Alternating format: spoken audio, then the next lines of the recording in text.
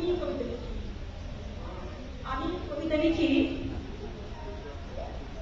সেই গ্রাম বাংলার যে দাদুর বাড়িতে গিয়েছি, সেই ধানের ক্ষেত, সেই পাটের ক্ষেত, সেই যে সুন্দর সোনালি আশের দেশ, সেই যে ক্ষেতের পাশে আল দিয়ে বয়ে যাওয়া খাল, নদীর নালা আর আম কাঁঠালের বাগান আমার কবিতার উৎস।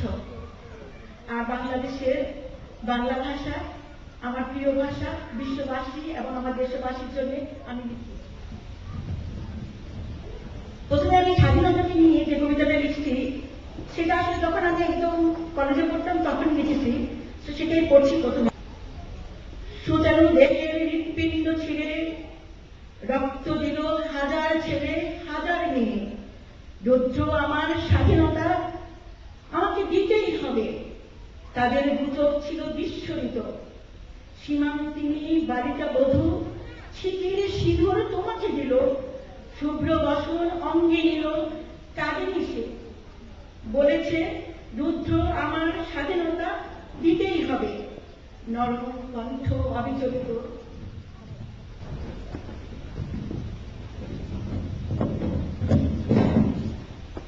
জননী তার আগলে রাখা বুকের ধন বিলিয়ে দিল, রুদ্র এবার ক্ষান্ত হও, স্বাধীনতা দিতেই হবে।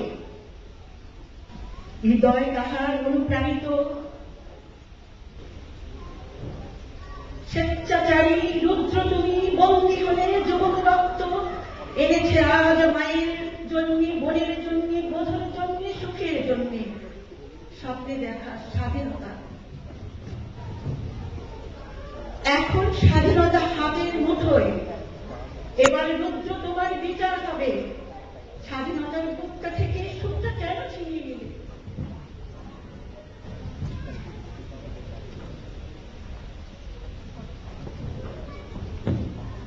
এখন আমি যে কবিতাটা পড়ছি এই কবিতাটার নাম নারী ও পুরুষ।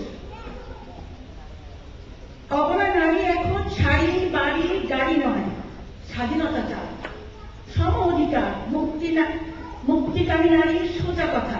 তুমি অফিসে গেলে আমিও যাবো, তুমি হোটেলে খেলে আমিও খাবো, অবলীলায় ঘুরে বেড়াবো, ব্যাস কিছু অঘটন ঘটে গেলে ভয় করি নাকি?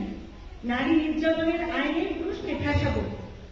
গরিব ঘরের সোনা শান্ত মেয়েটি বলে, ও জামাই গান হচ্ছে কাজ করবার দিব না, অমন জামাই বাকি খাবো না।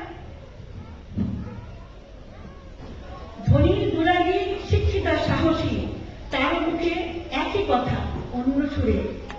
তুমি আমার স্বামী, তাই বলে আমি তো তোমার দাসী নই, অন্তত এটুকু বোঝা উচিত। ভাবছি কি করে নারীকে বোঝায়? পুরুষের মাতা নারী, পুরুষের জন্মদাত্রী, পুরুষের লালন পালনের বিশ্বস্ত ধাত্রী, পুরুষের জীবনের বিকাশ, পুরুষের হিসাব নিকাশ সবই তো নারীদের হাতে।